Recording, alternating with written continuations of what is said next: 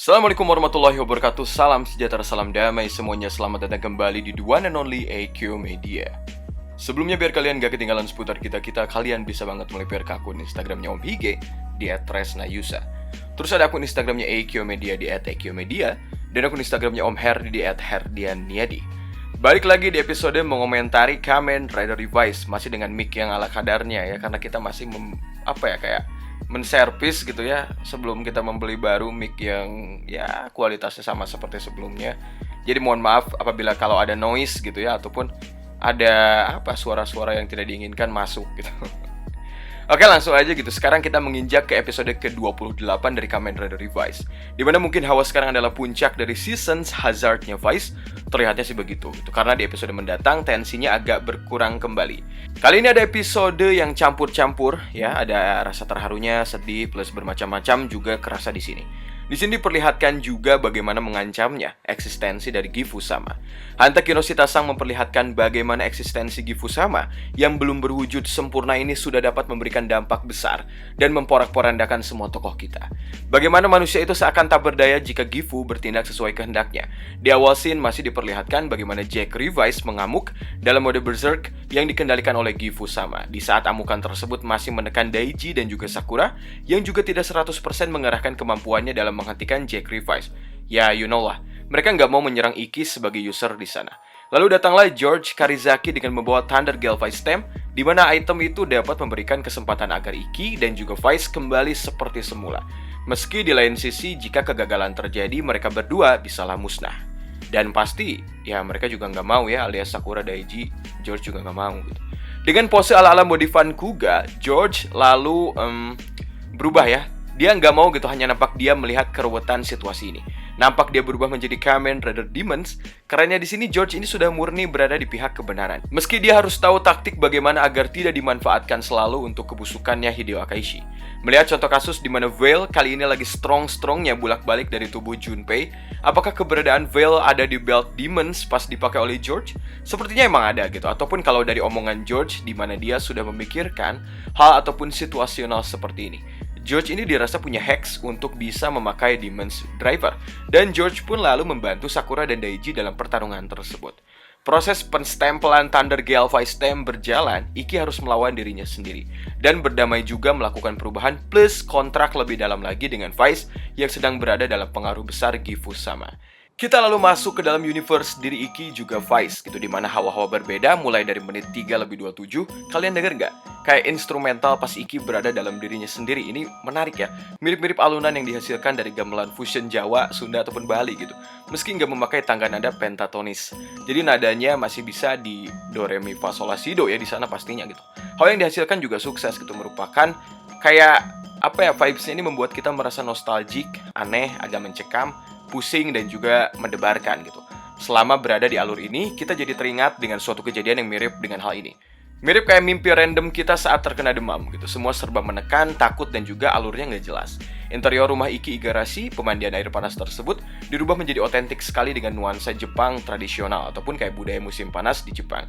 Dalam berjalannya Iki, ia menemukan ibunya Yukimi Igarashi, Daiji, dan juga Sakura yang memberikan bias keanehan. Mereka sama sekali tidak terlihat gitu ya, seperti cengkraman yang terjadi di mimpi yang acak gitu.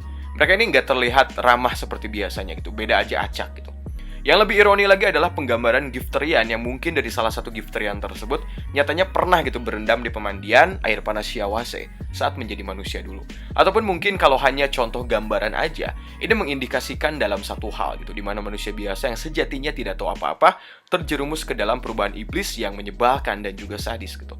Langsung tewas setelahnya gitu. Di sini Shirakura nampaknya sudah memikirkan hal tersebut dan dia sendiri yang ingin hal ini terjadi gitu. Seliar-liarnya Hanta Kinoshita-san memang harus berproses. Semoga tetap terjadi hawa seperti ini. Kasus Don Brothers juga sama katanya. Shinichiro Shirakura nampaknya sudah tidak takut bahwa anak-anak akan ketakutan dengan nuansa seperti ini. Ini sejatinya lebih mendukung ketidaknyamanan bila dibandingkan dengan movie Zio Bibilgeise yang bukan muncul di TV. Memang jauh bila dibandingkan dengan Hibiki dulu yang juga mendapatkan protes karena ketakutan. Namun anak-anak hanyalah anak-anak itu, bocil bisa saja memproses ketakutan yang sama hanya karena color grading dan juga visual yang ditampilkan berada dalam ranah ketakutan. bertahan. Beruntung sang pemegang kendali Shirakura ini perlahan sadar dan membiasakan porsi bahwa screen time absurd ini nyatanya tidak masalah berada dalam tayangan TV di pagi hari. Oke, mungkin kita biasa-biasa aja gitu dengan ini. Ya, namanya juga orang udah dewasa atau orang yang udah berpikir lah. Namun dalam segi tujuan dan maksud, ini bisa dikategorikan sebagai hal yang tidak biasa loh gitu. Apalagi nanti dengan kematiannya Ortega di episode ini juga, yang memberikan kesan sangat-sangat tidak nyaman. Mengingat baru menjadi monumen ataupun ikon batu aja, Gifu ini udah OP gitu. Apalagi bangkit sempurna nanti. Rasa keputusasaan semakin menjadi-jadi dari benak Aguilera sama yang menanyakan dia harus gimana sekarang. Sama si Gifu sama. Ini udah kayak cewek minta pertanggungjawaban sama cowok gitu. Cuma apesnya dia malah dicampakkan. Udah nggak berguna mungkin ya si Aguilera ini. Udah Om Hige bilang gitu di Bandung ada Om Hige gitu, pria yang menerima kamu banget gitu. Malah ngejar mulu batu iblis. Skip. Nah ini kesan yang diberikan Hantaki no Shita-san buat Aguilera menurut Om Hige ya pas gitu. Kalian mungkin ada yang bilang gitu bahwa Aguilera ini luntang-lantung gak jelas kan akhir-akhir ini gitu, kayak jelek.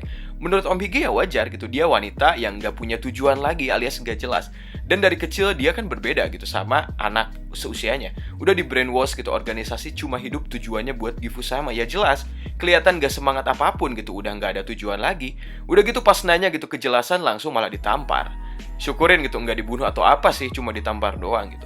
Fase 3 udah nggak bisa menjadi inang lagi, itu kata Ortega. Di satu keadaan dimana dia ini nggak setidaknya gitu menjadi berguna gitu, meski jadi inang pun ya dia tetap nggak bisa gitu.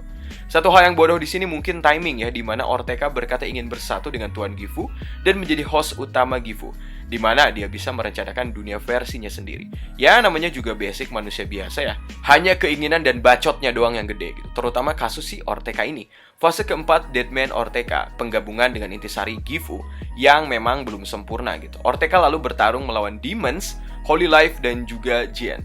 Kekuatan regenerasi Gifu sama di sini berjalan dengan baik bersama dengan Ortega. Vibes selalu balik lagi nih menuju hal yang kelam dalam benaknya Ikki, di mana ia berbincang dengan Junpei versinya Veil. Veil ini merasuk utuh dalam diri Junpei. Veil ini terus berkata bahwa iblis ya iblis, dan kau pun iblis. DNA Gifu yang kuat dan memang mandat raja ada pada keluarga Igarashi gitu, raja iblis itu. Semua tidak akan menjadi bahagia dengan hal tersebut gitu. Suatu perbincangan yang alurnya ini didesak gitu. Realita di mana Ikki yang jalan hidupnya adalah membahagiakan keluarganya menjadi senjata utama bagi Veil untuk menghasut dan menjatuhkan kebahagiaan tersebut dalam benak keluarganya Igarashi. Lain sisi kita kembali melihat hadirnya Julio ataupun Tamaki yang berusaha menguatkan hati Aguilera agar kembali ke jalan yang benar dalam segi humanis. Aguilera adalah manusia biasa gitu, hanya saja terbrainwash, tercuci otaknya sedari bocil menganggap satu ras dan juga sedarah nantinya dengan organisasi. Bahkan ya pastinya dengan Gifu sama, maksudnya sedarah gitu ya. Nah jelas-jelas gitu berseberangan dengan keluarganya Igarashi yang murni memiliki darah Gifu sama, malah ingin menjauh dari hal tersebut. Aguilera masih mencari-cari apa gitu hal yang bisa membuat dia memiliki makna dalam kehidupannya. Veil ini memberikan terus narasi demi narasi, ancaman dan juga ide sesat. Kalau nyatanya ingin bahagia, Veil ini berkata bahwa Vice itu sama sekali dan layak untuk dibuang agar ya keluarga Igarashi bahagia katanya. Tapi Ikki menolak dan Ikki menerima semua rasa sakit dan sedih secara bersamaan. Ia adalah Vice dan Vice ini adalah perwujudan dari dirinya sendiri. Sampai suatu saat di mana Ikki scene-nya berganti wujud menjadi Vice dengan wajahnya Ikki dan di belakangnya ada Gifu di sana. Mereka berdua saling melawan satu sama lain. Bagaimana memang kalau itu Jin Korin gitu ya sistemnya gitu. Vice bila topengnya dicabut atau dibuka wajahnya bagaimana kalau memang berwujud Ikki gitu, layaknya si Kagero gitu. Ikki dengan seteguh hati berkata bahwa kebersamaan Vice adalah sangat berarti. Vice dengan heboh dan diamnya selalu melindungi Ikki, dan Ikki lah yang sekarang ingin melindungi Vice. Kejujuran dan keteguhan hati dari Ikki membuat Vice yang sedang dalam pengaruh Gifu sama perlahan berhenti. Melunak dan sadar, sebuah vibes yang keren diperlihatkan di sini. Scene pas banget terjadi saat Daiji, George, dan juga Sakura kembali ke mode human. Oh iya, Georgie ini belum terbiasa dengan mode demons. Dia jadi kembali ke wujud human saat menyadari batasnya, Genkai.